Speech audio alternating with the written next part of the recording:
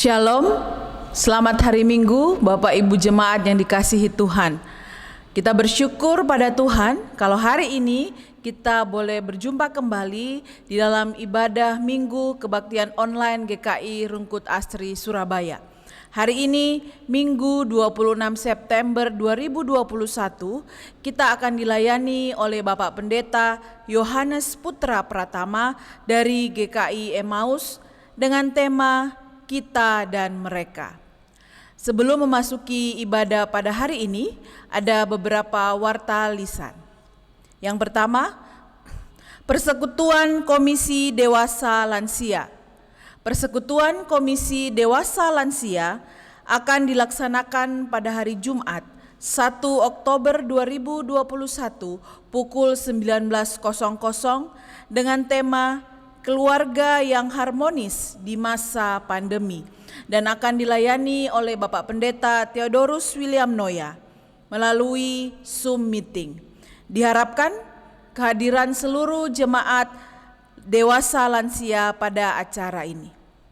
Yang kedua, ibadah perjamuan kudus GKI Rungkut Asri dengan tema Keluarga yang Dirahmati Allah. Pada hari Minggu 3 Oktober 2021 pukul 9.00 akan dilaksanakan sakramen perjamuan kudus partisipatif. Perjamuan kudus akan dilaksanakan di gereja dan jemaat dapat berpartisipasi di rumah masing-masing melalui live streaming. Anggota jemaat dan simpatisan yang telah mengaku percaya atau CD dan tidak berada di bawah penggembalaan khusus diundang untuk mengikuti perjamuan kudus secara partisipatif. Roti dan anggur perjamuan kudus sudah bisa diambil di kantor gereja di hari dan jam kerja kantor gereja mulai hari Senin sampai Sabtu pukul 8.00 sampai pukul 16.00. Tuhan Yesus memberkati. Mari kita mengambil saat hening sejenak sebelum memasuki ibadah pada hari ini.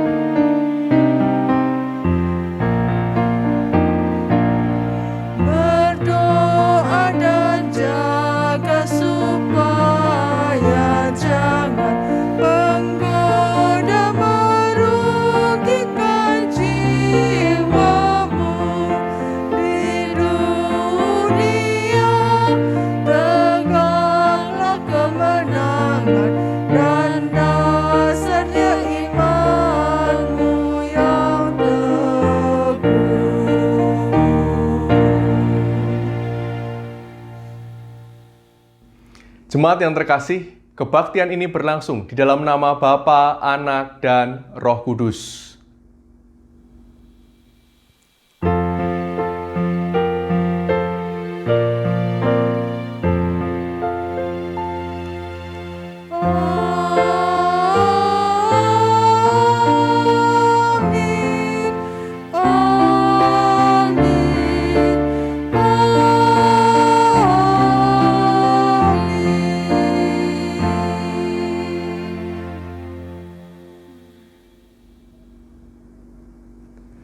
Tuhan beserta saudara sekalian. Dan beserta saudara juga. Silahkan duduk.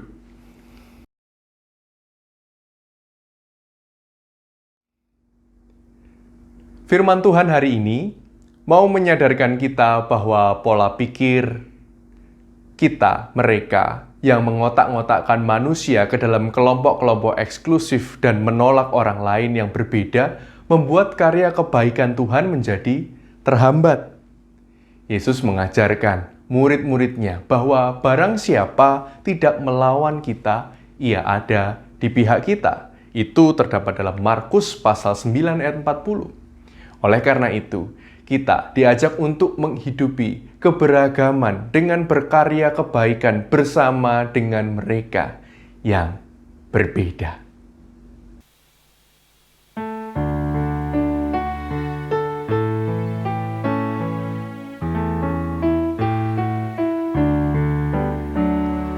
Yesus menginginkan daku bersinar baginya. Dimanapun ku berada, ku mengenangkannya. Bersinar, bersinar, itulah kehendak Yesus. Bersinar, bersinar, aku bersinar terus.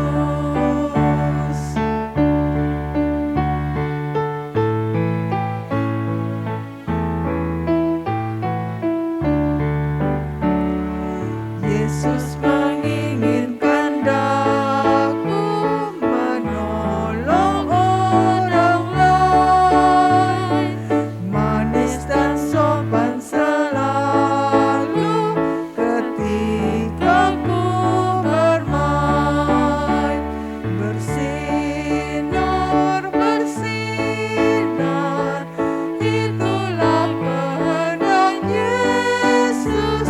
Bersinar, bersinar, aku bersinar terus.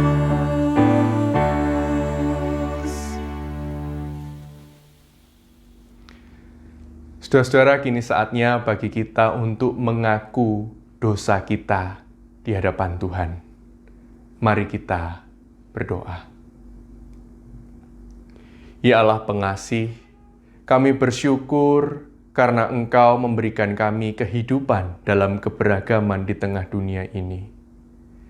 Namun, kadangkala kami tidak memandang keberagaman itu sebagai kekayaan yang menguatkan kami, melainkan sebagai kelemahan. Kami cenderung mengelompokkan diri dalam kelompok-kelompok eksklusif dan menolak mereka yang berbeda dengan kami. Karena itu, kini kami mohon, kasihanilah kami dan ampunilah kami. Ajarilah kami untuk memandang keberagaman sebagai kekayaan, serta bersedia menyambut mereka yang berbeda dan berkarya bersama demi kemuliaan-Mu. Dalam nama Tuhan kami Yesus Kristus, kami berdoa. Amin. Marilah dengan berdiri kita sambut pengampunan dari Tuhan. Terimalah berita anugerah dari Mazmur pasal 19 ayat 8. Mazmur 19 ayat 8, Taurat Tuhan itu sempurna, menyegarkan jiwa. Peraturan Tuhan itu teguh, memberikan hikmat kepada orang yang tak berpengalaman. Demikianlah berita anugerah Tuhan. Syukur kepada Allah. Damai Kristus bagimu.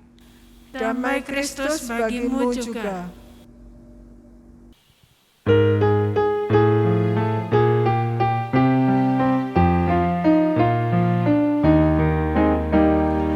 Nyanyikan lagi bagiku firman kehidupan, sungguh mulia dan merdu firman kehidupan.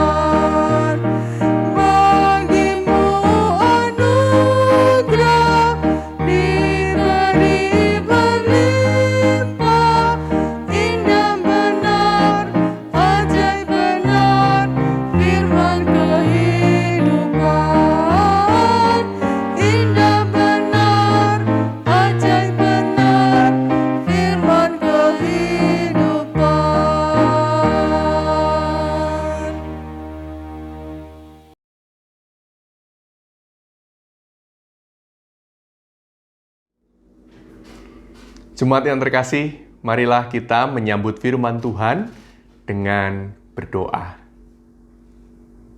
Ya Tuhan, Allah kami bersyukur atas penyertaan-Mu bagi kami semua, hingga kami boleh memiliki waktu untuk beribadah bersama saat ini. Tuhan, kini kami bersiap untuk menyambut firman-Mu. Tuntunlah kami, biarlah Roh Kudus menyempurnakan pemahaman kami ketika kami membaca dan merenungkan firman-Mu, sehingga setelahnya kami juga memiliki keberanian untuk menjadi pelaku firman Tuhan dalam kehidupan sesehari kami, agar hidup kami semakin hari sungguh menunjukkan bahwa kami semakin serupa dengan Tuhan Yesus Kristus. Dalam tangan-Mu, Tuhan Yesus Kristus, kami serahkan setiap doa kami dan kami sambut firman-Mu. Amin. Bacaan pertama. Bacaan pertama diambil dari Bilangan 11 ayat 4. Orang-orang bajingan yang ada di antara mereka kemasukan nafsu rakus, dan orang Israel pun menangislah pula serta berkata, "Siapakah yang akan memberi kita makan daging? Kita teringat kepada ikan yang kita makan di Mesir dengan tidak bayar apa-apa, kepada mentimun dan semangka, bawang prei, bawang merah dan bawang putih. Tetapi sekarang kita kurus kering, tidak ada suatu apapun kecuali mana ini saja yang kita lihat." Dilanjutkan ayat 10 sampai 16. Ketika Musa mendengar bangsa itu, yaitu orang-orang dari setiap kaum, menangis di depan pintu kemahnya, bangkitlah murka Tuhan dengan sangat. Dan hal itu dipandang jahat oleh Musa. Lalu berkatalah Musa kepada Tuhan, "Mengapa kau perlakukan hamba-Mu ini dengan buruk, dan mengapa aku tidak mendapat kasih karunia di mata-Mu, sehingga Engkau membebankan kepadaku tanggung jawab atas seluruh bangsa ini?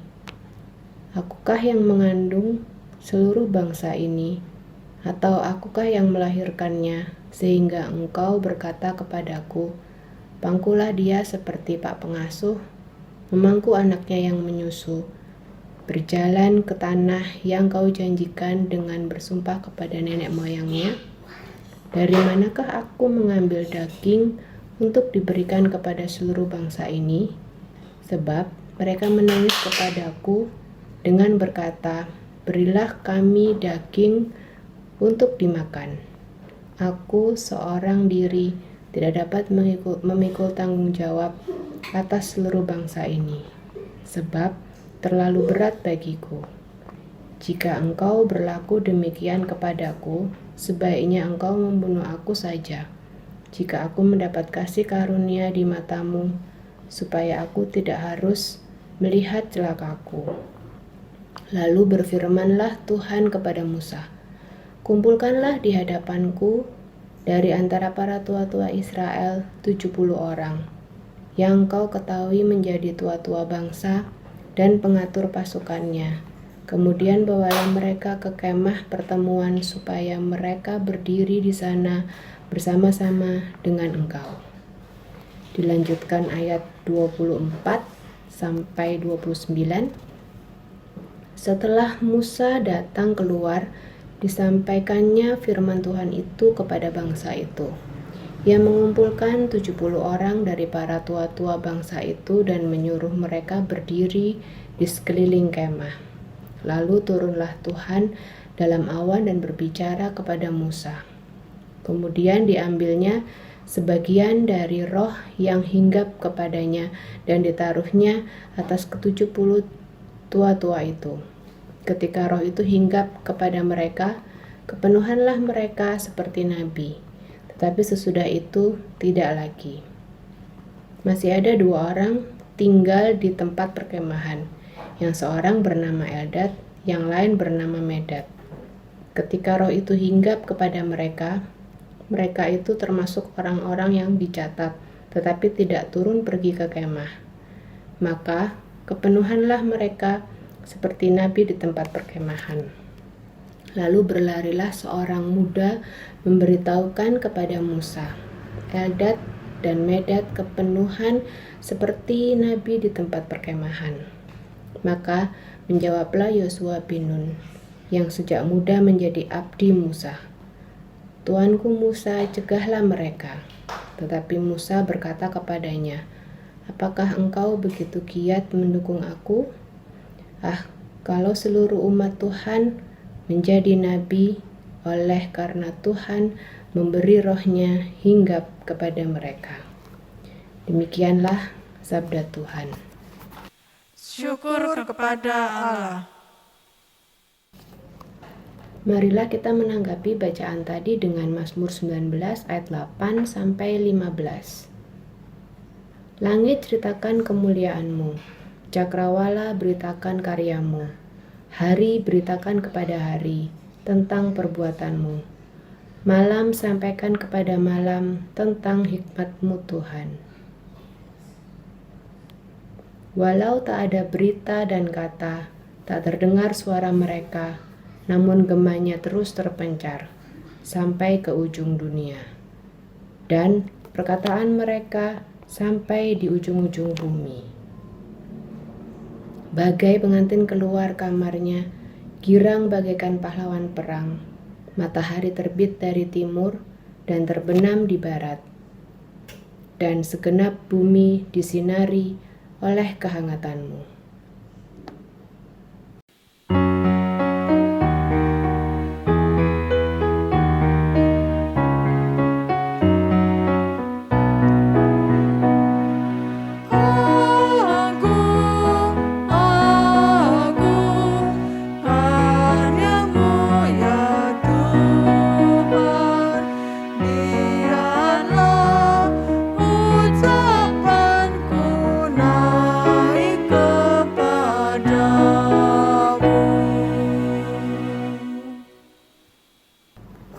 Taurat-Mu Tuhan betapa sempurna, jiwaku disegarkan olehnya.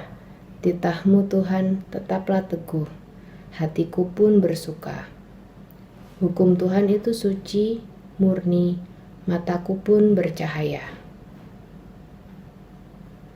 Yang berpegang teguh pada Taurat-Mu akan mendapat upah yang besar.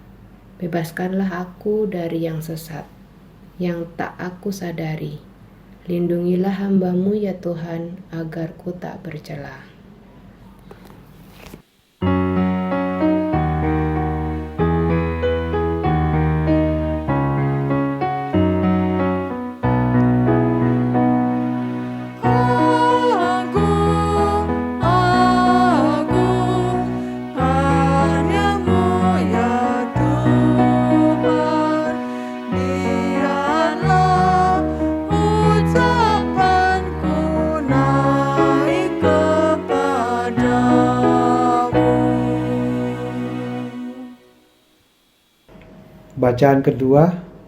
Bacaan kedua diambil dari Yakobus 5 ayat 13. Kalau ada seorang di antara kamu yang menderita, baiklah ia berdoa. Kalau ada seorang yang bergembira, baiklah ia menyanyi. Kalau ada seorang di antara kamu yang sakit, baiklah ia memanggil para penatua jemaat, supaya mereka mendoakan dia serta mengolesnya dengan minyak dalam nama Tuhan. Dan doa yang lahir dari iman akan menyelamatkan orang sakit itu, dan Tuhan akan membangunkan dia. Dan jika ia telah berbuat dosa, maka dosanya itu akan diampuni. Karena itu, hendaklah kamu saling mengaku dosamu dan saling mendoakan, supaya kamu sembuh. Doa yang benar bila dengan yakin didoakan sangat besar kuasanya. Elia adalah manusia biasa sama seperti kita, dan ia telah bersungguh-sungguh berdoa supaya hujan jangan turun. Dan hujan pun tidak turun di bumi selama 3 tahun dan 6 bulan. Lalu ia berdoa pula, dan langit pun menurunkan hujan, dan bumi pun mengeluarkan buahnya. Saudara-saudaraku, jika ada di antara kamu yang menyimpang dari kebenaran, dan ada seorang yang membuat dia berbalik, ketahuilah bahwa barang siapa membuat orang berdosa berbalik dari jalannya yang sesat, Ia akan menyelamatkan jiwa orang itu dari maut dan menutupi banyak dosa. Demikianlah sabda Tuhan. Syukur kepada Allah. Bacaan Injil kita hari ini diambil dari Injil Tuhan kita Yesus Kristus menurut Markus pasal 9 ayat 38 sampai 50. Markus pasal 9 ayat 38 sampai 50. Kata Yohanes kepada Yesus, "Guru, kami lihat seorang yang bukan pengikut kita mengusir setan demi namamu. Lalu kami cegah orang itu, karena ia bukan pengikut kita." Tetapi kata Yesus, "Jangan kamu cegah dia, sebab tidak seorang pun yang telah mengadakan mukjizat demi namaku dapat seketika itu juga mengumpat aku. Barang siapa tidak melawan kita, ia ada di pihak kita. Aku berkata kepadamu, sesungguhnya barang siapa memberi kamu minum secangkir air, oleh karena kamu adalah pengikut Kristus, ia tidak akan kehilangan upahnya. Barang siapa menyesatkan salah satu dari anak-anak kecil yang percaya ini, lebih baik baginya jika sebuah batu kilangan diikatkan pada lehernya, lalu ia dibuang ke dalam laut. Dan jika tanganmu menyesatkan engkau penggalah, karena lebih baik engkau masuk ke dalam hidup dengan tangan kudung, daripada dengan utuh kedua tanganmu dibuang ke dalam neraka, ke dalam api yang tak terpadamkan. Di tempat itu ulatnya tidak akan mati dan apinya tidak akan padam. Dan jika kakimu menyesatkan engkau penggalah, karena lebih baik engkau masuk ke dalam hidup dengan timpang daripada dengan utuh kedua kakimu dicampakkan ke dalam neraka. Di tempat itu ulatnya tidak akan mati dan apinya tidak akan padam. Dan jika matamu menyesatkan engkau cungkilah, karena lebih baik engkau masuk ke dalam kerajaan Allah dengan bermata satu daripada dengan bermata dua dicampakkan ke dalam neraka, di mana ulat-ulat bangkai tidak mati dan api tidak padam.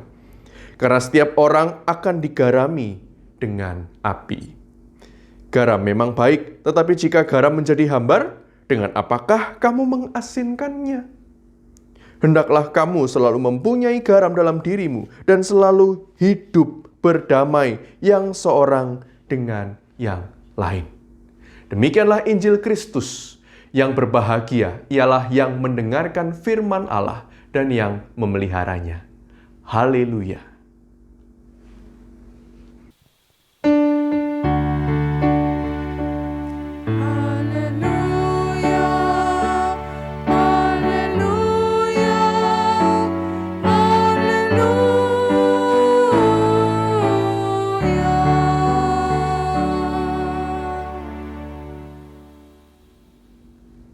Jemaat yang terkasih, tema kita hari ini, kita dan mereka. Pada 26 Januari 2020 lalu, telah dirilis sebuah film berjudul The Social Dilemma. Film yang mengulas realitas sosial media hari ini. Dari film tersebut, kita mendengar para ahli teknologi memberikan peringatan tentang ciptaan mereka. The Social Dilemma menunjukkan bahwa teknologi yang menyatukan kita, seperti hari ini, meskipun kita di tempat yang berbeda, kita terhubung dan menjadi satu dalam peribadahan, teknologi yang sama ini dapat mengendalikan kita. Salah satu caranya mengendalikan perbedaan di antara kita. Makin hari perbedaan yang ada, pertentangan yang ada itu dipertajam. Media hari ini seakan membentuk orang-orang memiliki kecenderungan berpikir dikotomis, sehingga mudah terpolarisasi. Sederhananya, makin sering bukan kita diminta untuk memiliki sikap pro dan kontra. Misalnya, dengan munculnya pertanyaan, Anda tim bubur diaduk atau tim bubur tidak diaduk? Lalu biasanya di sosial media itu dipampangkan dua gambar gitu ya. Satu gambar bubur sudah diaduk dan satunya bubur belum diaduk. Begitu. Lalu saudara-saudara, Anda semua diminta untuk memilih salah satunya. Atau pertanyaan yang lain, Anda ini tim kopi giling atau tim kopi gunting? Pertanyaan-pertanyaan macam ini membiasakan orang menyebut, oh kami tim bubur diaduk, dan mereka tim bubur tidak diaduk. Lalu timbullah kelompok kami dan kelompok mereka. Maka mereka bukan kami dan kami bukan mereka. Mungkin saudara-saudara bertanya, loh masalahnya di mana? Kan nggak masalah, ada yang biasa makan bubur diaduk, ada yang biasa makan bubur satu persatu. Kan nggak masalah. Ya, itunya tidak masalah. Namun masalah terjadi saat kelompok yang satu merasa dirinya, kelompoknya, caranya itu lebih benar, lebih tepat ketimbang yang lain. Dan di saat yang bersama menganggap kelompok yang lain itu, kelompok mereka itu buruk. Nah, dalam teori identitas sosial, hal ini disebut sebagai favoritisme. Favoritisme atau sindrom kami mereka nampaknya dapat menjangkit siapa saja. Bukan hanya kita di tengah dilema sosial hari ini. Dilema ini ternyata sudah terjadi sejak dalam zaman Alkitab. Dalam bacaan Injil terdapat permasalahan tersebut. Dan dalam bacaan pertama Perjanjian Lama, kita juga menemukannya. Mari kita cermati satu persatu. Bacaan Injil terlebih dulu, khususnya pada Markus pasal 9 ayat 38 yang kita baca bersama tadi. Saat itu Yesus telah dikenal sebagai seorang pengusir roh jahat yang ampuh. Nah, oleh karena itu, saudara, ada orang yang menggunakan nama Yesus untuk mengusir roh jahat. Murid-murid Yesus melihat hal itu, ternyata mencegah agar hal itu terjadi. Mereka mencegah orang menggunakan nama Yesus untuk mengusir roh jahat. Sebab bagi mereka, nampak dari bacaan kita tadi, Yohanes CS ini merasa berpikir bahwa yang boleh mengusir roh jahat dalam nama Yesus ya hanya kita, orang dalam, yang termasuk bagian dari kelompok murid-murid Yesus. Dalam Alkitab terjemahan baru yang ada di tangan kita, gitu ya, itu dikatakan bahwa mereka, Yohanes CS menggugat Yesus dengan kata, loh, karena ia bukan pengikut kita, maka kita mencegah mereka. Nah, dalam Alkitab bahasa Indonesia masa kini atau bahasa Indonesia sehari-hari lebih lugas disebutkan, sebab ia bukan dari kita. Mereka bukan dari kita, bukan kelompok kita, bukan orang dalam. Ini memperlihatkan bahwa Yohanes CS memiliki kecenderungan favoritisme. Bertindak positif atau baik pada kelompoknya sendiri, orang dalamnya, dan bersikap negatif, buruk terhadap kelompok lain, orang yang di luar kelompok mereka. Demikian pula yang nampaknya terjadi dalam bacaan pertama kita, Bilangan pasal 11, khususnya ayat 24-29. Ketika itu Musa mengumpulkan 70 orang tua-tua untuk berdiri di sekeliling kemah. Nah, dari nama yang terdaftar itu ada 2 orang yang tidak ikut ke kemah, yakni Eldad dan Medad. Nah, pada waktu roh Allah turun atas para tua-tua, dan mereka kepenuhan seperti para nabi, ternyata Eldad dan Medad yang tidak ikut ngumpul itu juga mengalami kepenuhan roh Allah. Uniknya, Yosua yang melihat kejadian itu berkata cepat-cepat kepada Musa, "Tuanku Musa, cegahlah mereka. Hentikanlah mereka." Yosua merasa hanya tua-tua yang ngumpul di kemah saja yang menjadi orang dalam, yang menjadi orang yang dapat atau layak menerima kepenuhan Roh Allah. Sedangkan Eldad dan Medad adalah orang luar yang tidak boleh atau tidak layak mengalami kepenuhan Roh Allah. Yosua termasuk terjangkit favoritisme. Lalu bagaimana respon yang dapat kita bersama berikan terhadap sindrom kami mereka di sekitar kita? Kita dapat belajar dari bagaimana Musa menyikapi Yosua dan tentunya Yesus Kristus dalam menyikapi Yohanes CS. Terhadap permohonan Yosua untuk menghentikan Eldad dan Medad dari kepenuhan Roh Allah, Musa itu menjawab Yosua demikian. Kalau seluruh umat Tuhan menjadi nabi, oleh karena Tuhan memberi rohnya hinggap kepada mereka. Atau kalau dalam bahasa Indonesia sehari-hari, bahasanya jadi lebih jelas dan lebih mudah untuk kita pahami. Musa itu berkata, saya malah mengharap supaya Tuhan memberikan rohnya kepada seluruh bangsanya dan membuat mereka semua menjadi nabi. Jadi bagi Musa, rahmat Allah itu tak dapat dibatasi, tak boleh dikotak-kotaki. Dan bukankah justru indah bila baik yang dipilih 70 tadi atau 68 orang dalam maupun yang tidak dipilih, bukan hanya Eldad dan Medad tapi seluruh bangsa, bahkan kata Musa, orang luar, semuanya itu dapat merasakan bagaimana rasanya dipenuhi oleh Roh Allah sendiri. Musa mengajak Yosua tidak terjebak dalam favoritisme, sindrom kami dan mereka, sebab Allah pun tak menghendaki yang demikian. Dari Yesus pun kita dapat melihat sebuah respon yang tegas. Yesus menjawab Yohanes CS, jangan kamu cegah dia, sebab tidak seorang pun yang telah mengadakan mukjizat demi namaku dapat seketika itu juga mengumpat aku. Barang siapa tidak melawan kita, ia ada di pihak kita. Secara jelas di sini Yesus menyadarkan para murid bahwa soal status orang dalamnya Kristus itu tidak dapat dimonopoli oleh murid-muridnya saja yang memang setiap kali untuk menemani ia.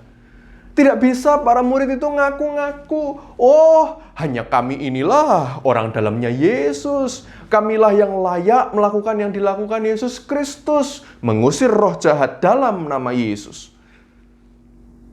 Sebab bagi Yesus, pengikutnya tidak hanya yang secara formal ikut dalam perjalanan Yesus, melainkan juga mereka, siapa saja yang percaya kepada Dia, bahwa dalam namanya ada kuasa yang memulihkan dan membebaskan dari kuasa jahat. Dan selanjutnya Yesus menerangkan bahwa ia menganggap siapa saja yang tidak melawan, mereka berpihak pada mereka, Yesus dan murid-muridnya. Bahkan, seorang yang memberi minum kepada kita karena kita pengikut Kristus pasti menerima upah, yakni disambut jadi bagian dari pengikut Kristus. Dalam artian, nyatalah bahwa mereka pun disambut, diterima untuk menjadi bagian dari karya Tuhan di tengah dunia. Indah sekali apa yang bisa kita pelajari dari pernyataan Musa dan Yesus Kristus. Kita tahu bahwa Tuhan tak pernah menghendaki favoritisme atau kecenderungan untuk bertindak positif, bertindak baik pada kelompoknya sendiri, yang lalu dibarengi dengan sikap negatif, sikap buruk terhadap kelompok lain, orang luar. Tuhan memang menghendaki kita agar memiliki nilai-nilai luhur kebenaran yang diajarkan olehnya sebagai orang dalam. sebagai orang yang percaya kepada Dia. Ia meminta banyak sekali tadi. Kalau matamu menyesatkan, kalau tanganmu, kakimu menyesatkan, potonglah, cungkillah. Dan ia juga meminta kepada kita, hendaklah kamu selalu mempunyai garam dalam dirimu. Menjadi seperti garam yang asin.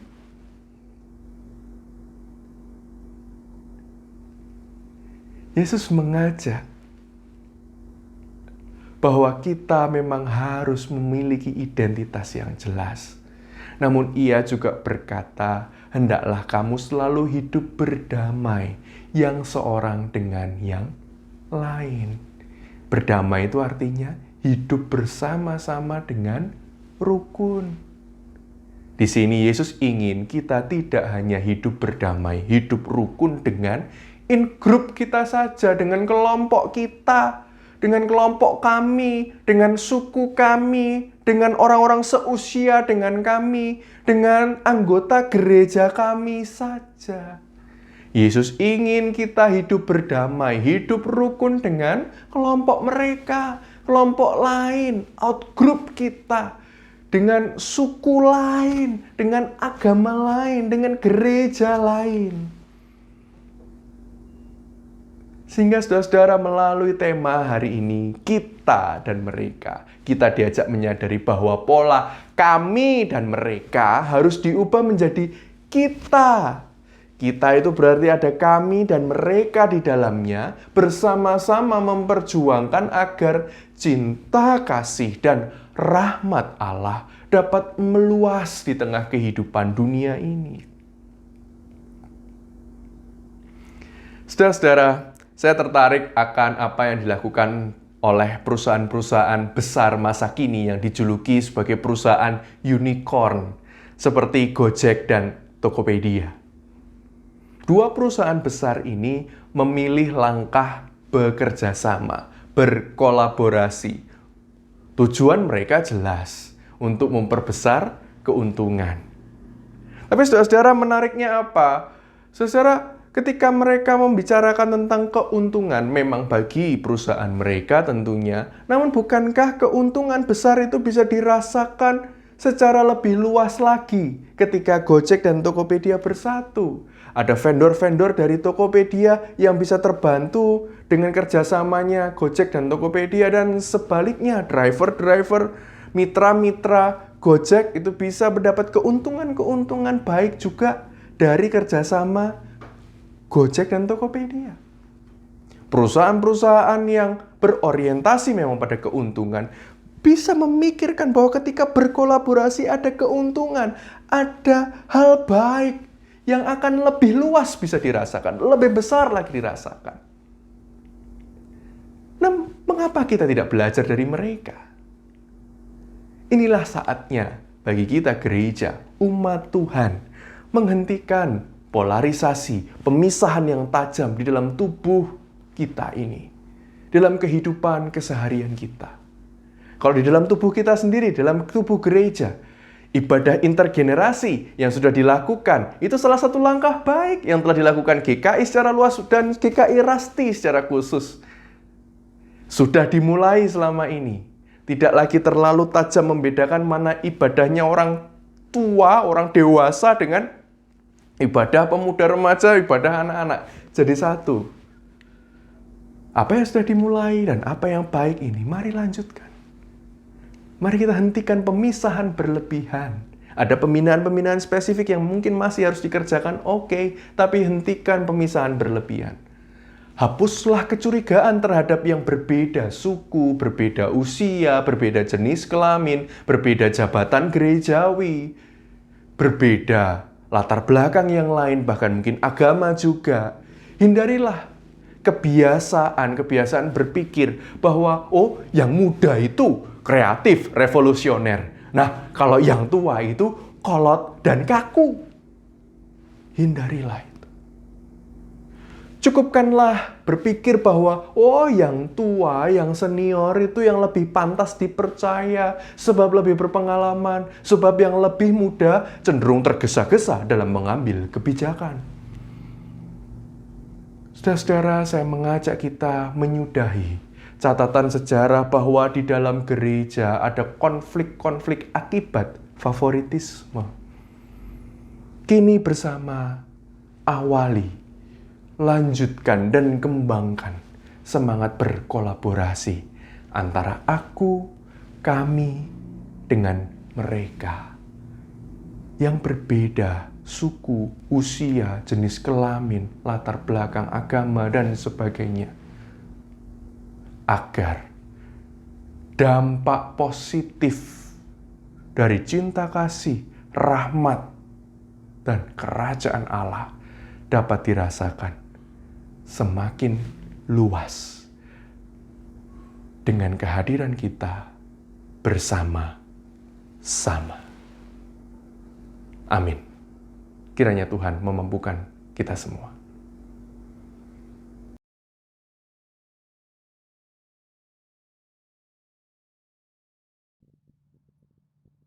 Dengan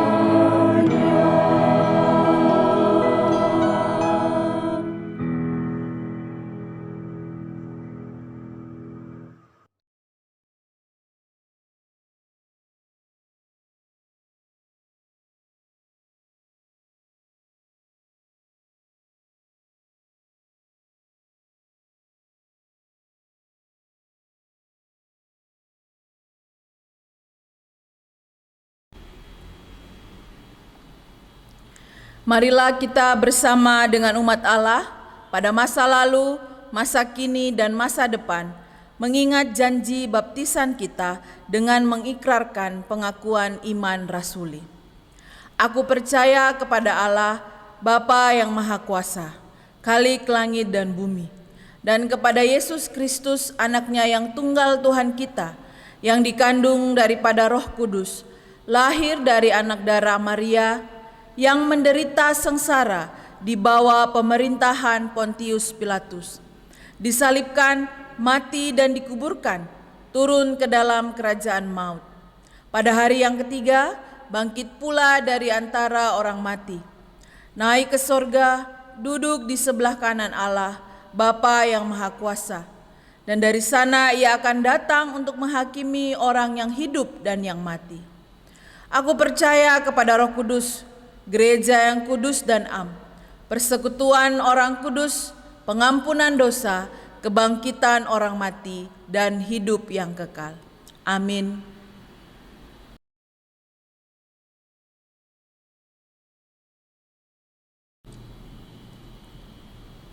Pada hari Minggu, tanggal 3 Oktober 2021, GKI Rungkut Asri Surabaya akan merayakan perjamuan kudus. Untuk menyambut dan ikut dalam perayaan itu, marilah kita mempersiapkan diri secara bersama-sama. Pada perjamuan malam terakhir, Kristus menghendaki kita merayakan perjamuan kudus untuk mengenangnya. Mengenang Kristus berarti mengalami kehadirannya, seperti murid-muridnya dahulu mengalami kehadirannya bersama mereka. Mengenang Kristus juga berarti menyadari secara pribadi seluruh kehidupan Kristus yang diberikannya bagi keselamatan dunia, sejak ia lahir, melayani, menderita sengsara, mati, dibangkitkan, dan dimuliakan di sorga. Marilah kita merenungkannya. Apakah saudara benar-benar rindu untuk berjumpa secara pribadi dengan Kristus, untuk mengalami kasih, kuasa, dan kebenarannya yang membarui hidup saudara? Apakah saudara menghayati bahwa seluruh kehidupan dan karya Kristus, yaitu kelahirannya, pelayanannya, penderitaannya, kematiannya, kebangkitannya, kenaikannya ke sorga, sampai dengan kedatangannya kembali, terkait erat dengan kehidupan saudara?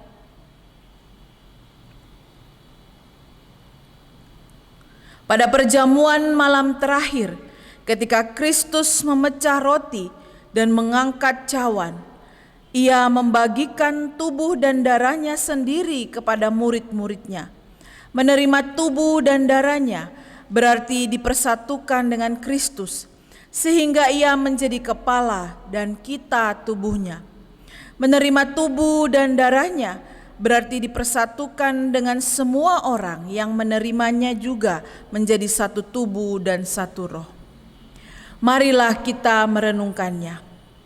Apakah saudara menghayati bahwa Kristus adalah kepala seluruh kehidupan saudara dalam hidup berjemaat dan bermasyarakat, dalam keluarga dan pekerjaan saudara? Apakah saudara menghayati bahwa saudara adalah anggota tubuh Kristus yang saling mengasihi seorang terhadap yang lain?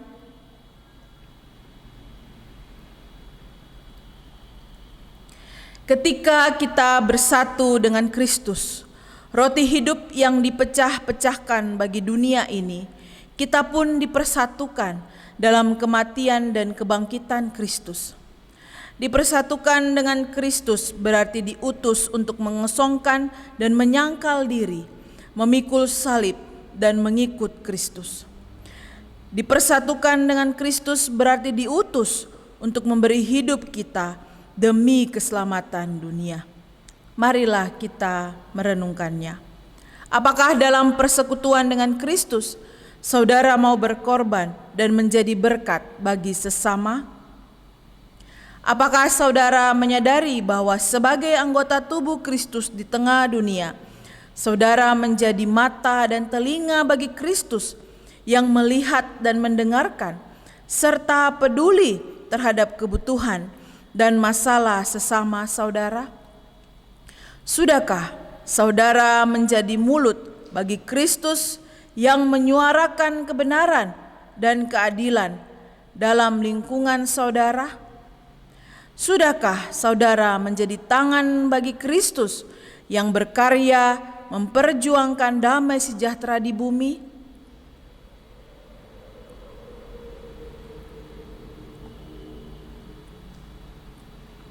Kiranya Roh Kudus menolong kita semua dalam mempersiapkan diri untuk merayakan perjamuan kudus pada hari Minggu tanggal 3 Oktober 2021, ibadah online pukul 9.00 mendatang. Saudara-saudara, mari kita bersatu dalam doa syafaat.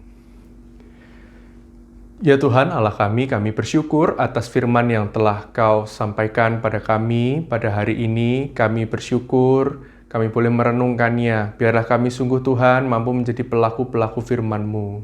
Dan saat ini Tuhan, kami mau berdoa bagi saudara-saudara kami yang secara khusus kami berdoa untuk mereka yang sedang mengalami kelemahan tubuh. Tuhan, kami berdoa untuk mereka, baik yang baru saja mengalami sakit ataupun yang sudah menahun mengalami sakit di tubuh mereka. Tuhan, kiranya Engkau sendiri yang menjamah mereka, memulihkan mereka. Berikanlah mereka juga kesabaran dalam masa-masa pemulihan mereka. Berkati juga bila mereka harus memiliki kelemahan tubuh di sepanjang usianya, biarlah Engkau yang menganugerahkan iman yang tetap teguh buat mereka, sehingga mereka tetap hanya berharap hanya pada Tuhan Yesus Kristus dan percaya akan pertolongan-Mu dalam kehidupan mereka. Sertai juga setiap keluarga yang mendampingi, biarlah kesabaran ada pada diri mereka dalam mendampingi saudara-saudara kami yang ada dalam keadaan tubuh yang lemah. Kami juga berdoa bagi saudara-saudara kami di tengah segala pergumulan hidup mereka. Engkau yang memberkati mereka yang bergumul dalam kehidupan rumah tangga mereka, mereka yang bergumul dalam kehidupan pekerjaan mereka, usaha mereka. Tuhan yang lindungi, Tuhan yang memberkati. Biarlah Tuhan mereka tetap boleh merasakan kehadiran-Mu yang menuntun mereka, menopang mereka melalui setiap pergumulan hidup hari ini sampai terus ke masa depan. Berkati juga anak-anak kami, Tuhan, yang bergumul dengan sekolah online mereka. Ada beberapa yang mungkin merasakan kejenuhan yang sangat tinggi. Ada mereka yang mungkin mengalami kesulitan menangkap materi yang disampaikan oleh para guru. Tuhan yang memberkati setiap anak-anak-Mu ini, juga memberkati setiap guru yang mengajar. Biarlah mereka semua boleh terus bertekun melakoni setiap apa yang harus ditempuh dalam proses belajar mengajar jarak jauh saat ini. Tuhan yang menyertai, melindungi juga setiap keluarga yang mendampingi anak-anak yang bersekolah secara online. Biarlah Engkau yang berikan kesabaran buat mereka dan hikmat-Mu dalam mendampingi anak-anak. Kami juga berdoa Tuhan buat kami semua yang sudah sangat jenuh Tuhan beraktivitas serba online ini. Kami yang sangat bingung harus berbuat apa. Tuhan, biarlah di tengah segala kebingungan ini kami terus boleh menemukan nilai-nilai kebenaran Tuhan dalam setiap langkah hidup kami. Sehingga kami dengan semangat bela rasa dan kepedulian Kristus boleh terus hidup dalam kebenaran Tuhan, hidup dalam pengharapan kepadamu dan terus memancarkan kasih-Mu bagi orang-orang yang membutuhkan. Kami berdoa untuk kami sebagai pribadi maupun kami sebagai jemaat Tuhan, gereja Tuhan, GKI Rungkut Asri ini. Tuhan, biarlah kami menemukan langkah-langkah nyata untuk terus melakukan langkah misional kami di tengah segala ketidaktahuan dan kebingungan kami hari ini. Biarlah hikmat-Mu yang menuntun kami semua. Baik kami sebagai majelis jemaat, pengurus badan pelayanan, Tuhan yang membimbing kami. Engkau yang menyertai setiap hamba-Mu yang ada di tempat ini, Pendeta Theo bersama dengan keluarga, juga semua rekan pengerja, Tuhan yang memberkati mereka. Tuhan berkati juga setiap penatua yang bekerja sama dengan pendeta dan juga pengerja yang ada. Tuhan, biarlah kesatuan hati di tengah-tengah mereka boleh terus terpelihara, dan biarlah juga itu boleh tergemakan di tengah pengurus badan pelayanan, sehingga mereka bersatu padu untuk terus mengusahakan pembangunan jemaat Tuhan di GKI Rungkut Asri ini. Tuhan yang menyertai, Tuhan yang membimbing kami bersama-sama. Dan kami juga berdoa Tuhan bagi bangsa kami ini, untuk pemerintah yang sedang mengupayakan pemulihan keadaan bangsa ini dari tengah keadaan pandemi COVID-19 ini. Tuhan, biarlah Engkau yang membimbing setiap mereka untuk menemukan langkah-langkah yang terbaik untuk menjaga bangsa kami, mengembangkan bangsa kami di tengah segala tantangan yang terjadi. Engkau memberkati juga setiap tenaga kesehatan yang terus-menerus masih berjuang, baik mereka yang ada di rumah sakit, baik mereka yang ada di laboratorium yang memperjuangkan pemulihan keadaan pandemi ini. Tuhan, kiranya bimbing mereka, berikan hikmat-Mu. Jauhkan kami Tuhan dari pihak-pihak yang mungkin mau memanfaatkan keadaan buruk ini untuk kepentingan mereka saja. Biarlah mereka juga boleh tahu bahwa ada kepentingan kita bersama-sama yang harus diperjuangkan.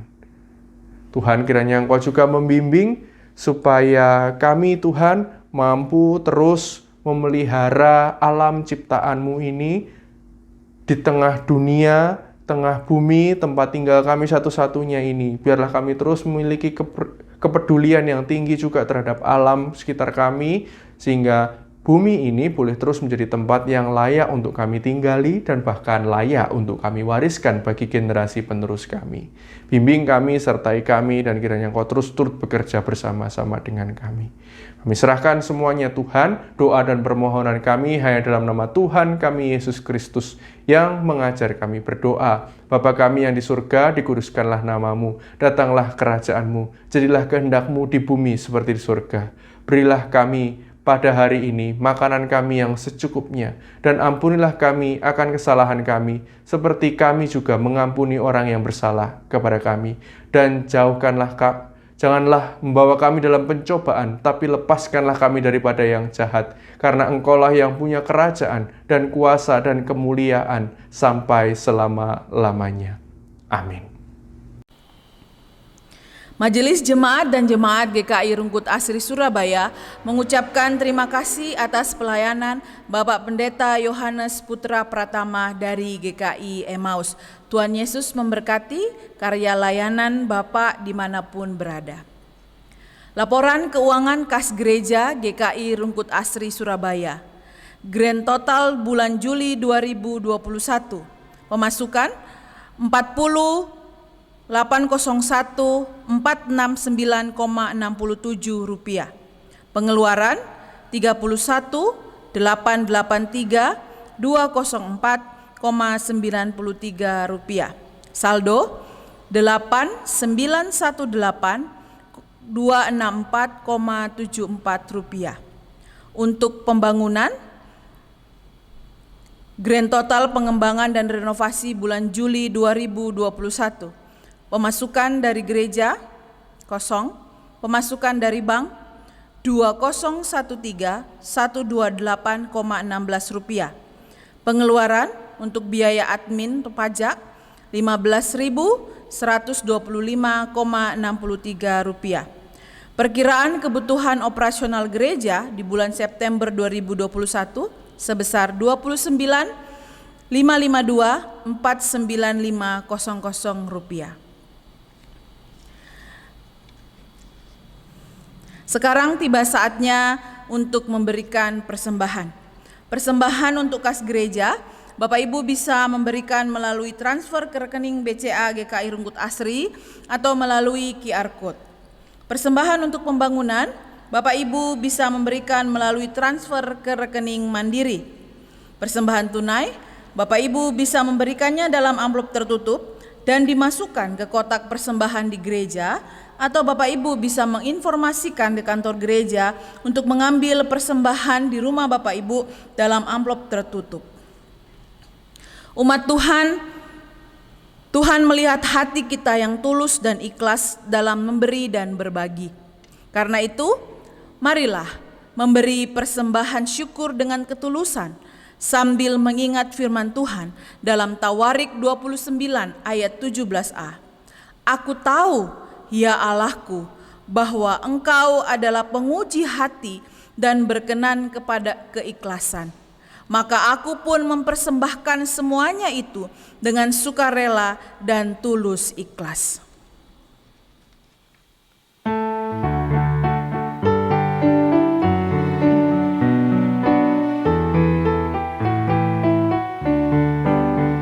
Sudahkah yang terbaik ku berikan kepada Yesus Tuhanku?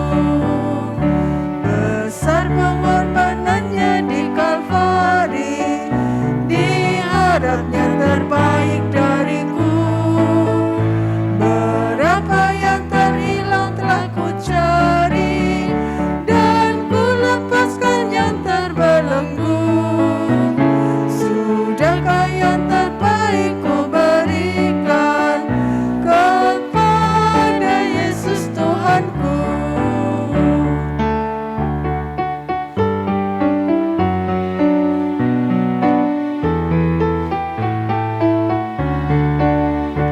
Begitu banyak waktu yang terluang, sedikit ku beri baginya.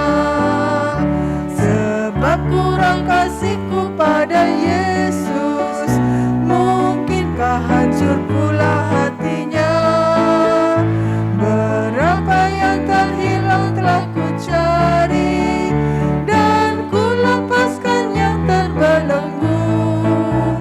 Sudahkah yang terbaik ku berikan kepada Yesus Tuhanku?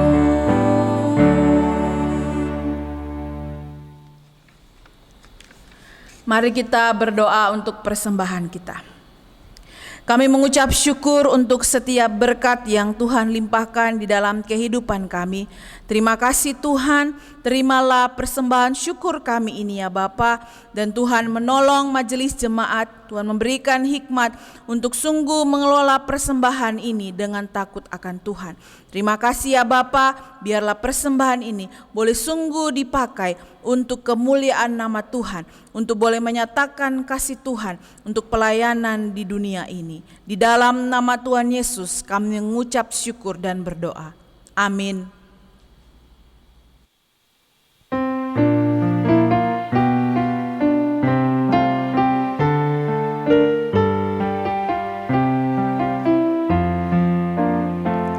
Di dunia yang penuh cemar antara sesamamu,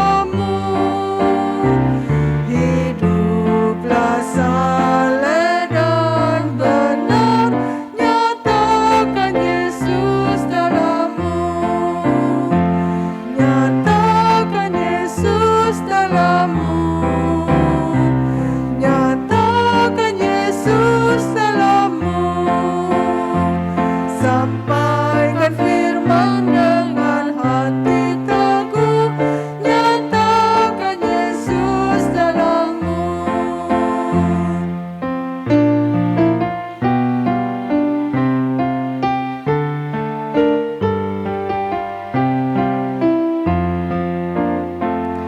Hidupmu kitab terbuka, dibaca sesamamu. Apakah tiap pembacanya melihat Yesus dalammu? Nyatakan Yesus dalammu, nyatakan Yesus dalammu. Sampaikan firman dengan hati teguh, nyatakan Yesus dalammu.